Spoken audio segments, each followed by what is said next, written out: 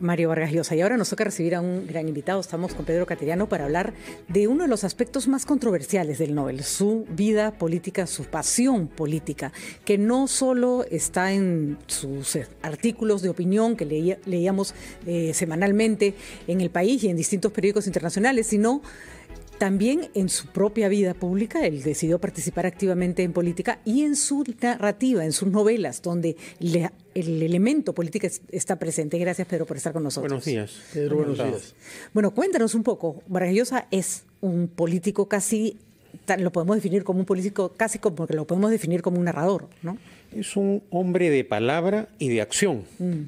No es un intelectual de escritorio.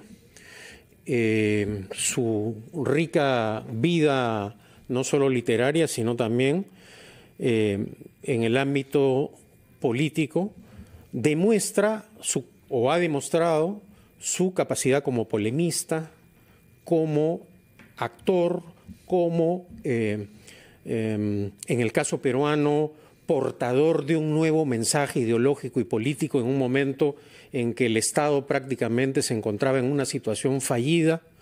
Su valentía, demostrada, por ejemplo, durante la campaña electoral, acaso una de las etapas más trágicas recientes de nuestra historia republicana ha sido cuando culmina el primer gobierno aprista. El terrorismo demencial, delincuencial de Sendero Luminoso, la violencia, la hiperinflación que quebró al Estado peruano, un Estado sin reservas internacionales, sin recursos. En ese momento él decide comprometerse cívicamente y ser candidato a la presidencia de la República. Pero esa acción no solo ha sido a nivel nacional. En pleno apogeo de la dictadura de Hugo Chávez, en base a una solidaridad activa, viaja a Caracas Vargas Llosa y se somete o se arriesga a los maltratos de la dictadura, lo retienen en aduanas. Viajó también a Palestina, por ejemplo, bueno, ¿no? Pero termino lo de Caracas. Hugo Chávez lo reta públicamente a debatir y, por supuesto, Vargas Llosa acepta ese debate. Y una vez que aceptó ese reto, Hugo Chávez retrocede.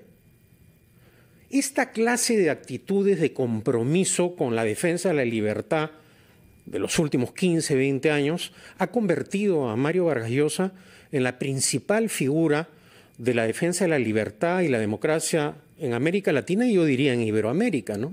Y esa es la razón por la cual en los últimos años, por ejemplo, ha congregado a numerosos expresidentes que han apoyado su labor de defensa de la cultura de la libertad, como él dice, a través de su fundación, ¿no?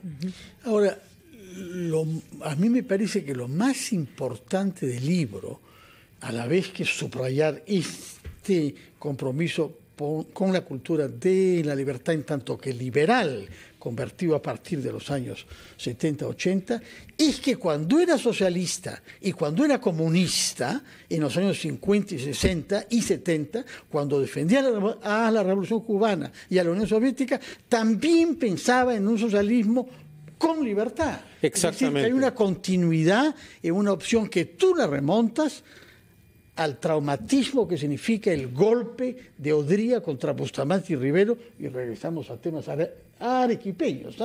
Porque tú haces notar, y en algún momento creo que le has preguntado incluso a él, si la persona que más admira de la política peruana es Bustamante y Rivero, y el arequipeño dice sí. Bueno, tal fue el impacto del golpe de Odría, que no solo lo afectó a él por la situación de su familia, él mismo lo relata, el único que festejó el golpe fue su padre, pero la familia Bustamante y que amaba a Odría. Quedémonos con este dato, vamos a una pausa, Pedro, y retomamos estas vicisitudes familiares políticas, por favor.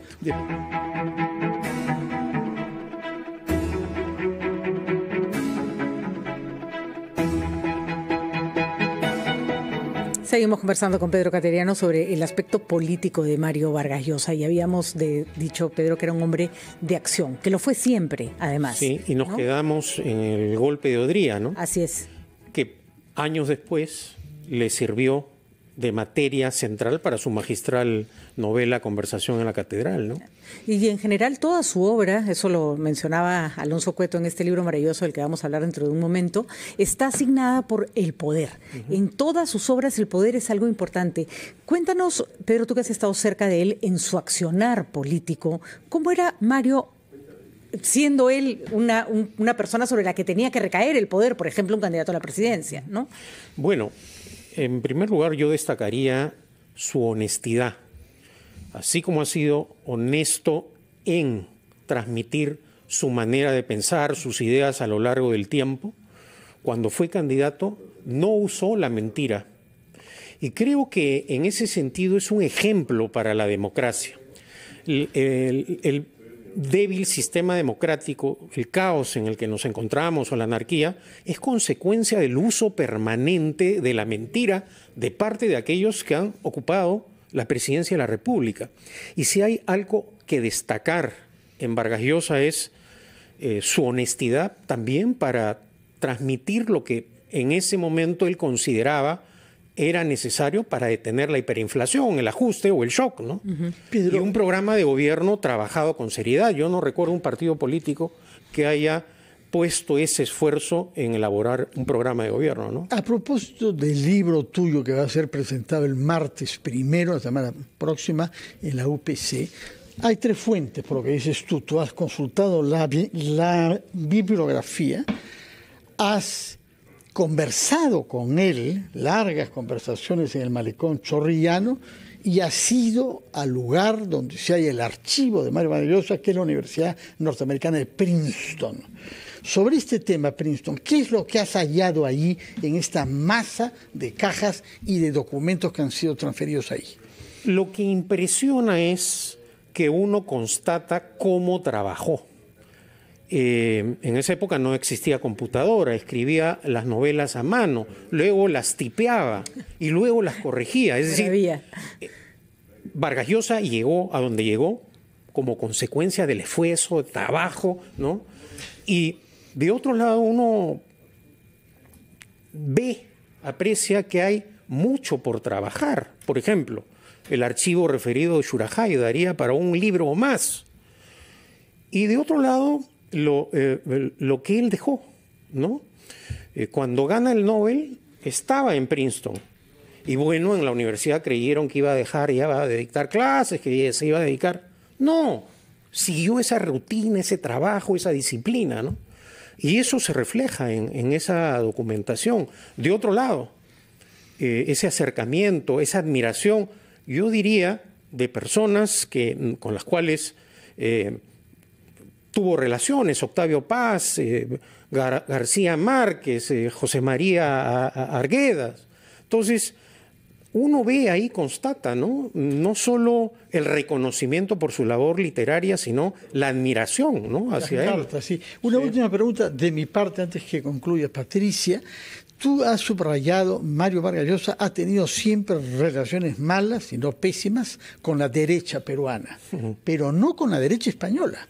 ¿Cómo se explica esto? Yo creo que ha tenido y tiene malas relaciones con los partidos de izquierda y partidos de derecha que no respetan el orden democrático y constitucional, que no sustentan sus idearios en la cultura de la libertad y por lo tanto no defienden, por ejemplo, la vigencia de los derechos humanos, que es una tarea incomprendida de Mario Vargas Llosa que a lo largo de los años ha sido consecuente, porque no hay democracia sin respeto a los derechos humanos, ¿no? ¿Cree finalmente, Pedro, que los peruanos hemos entendido el compromiso político de Vargas Llosa con el Perú o que hay una lectura equivocada y muchos le reclaman porque apoyó a candidatos que no les gustaban y no entienden el fondo de esa participación? Yo creo que el compromiso cívico de Mario con el Perú está lo suficientemente probado. Y todas estas campañas de guerra sucia, de demolición durante la dictadura de Fujimori y Montesinos, se han desvirtuado precisamente a través de sus actos. ¿Quién impidió que llegara a la presidencia de la República? Alan García. Y él pidió luego, años después, el voto por García tapándonos la nariz. Contra Humala. Exactamente, cuando enfrentó a Humala. Humala 1. Porque en ese momento Humala representaba el chavismo. Luego, en estas últimas elecciones, que fueron realmente trágicas para la democracia peruana, pero en ese momento el mal menor fue Keiko Fujimori, quien planteó iniciativas golpistas, que iba con un partido marxista-leninista que públicamente reiteró su admiración por la Revolución Cubana. Vargas Llosa, nuevamente, con su honestidad intelectual, pidió el voto por Keiko Fujimori. Estas son demostraciones que no es como han señalado sus adversarios a lo largo del tiempo, no ha sido ni es un odiador, sino un peruano ejemplar, comprometido cívicamente en defensa de la libertad.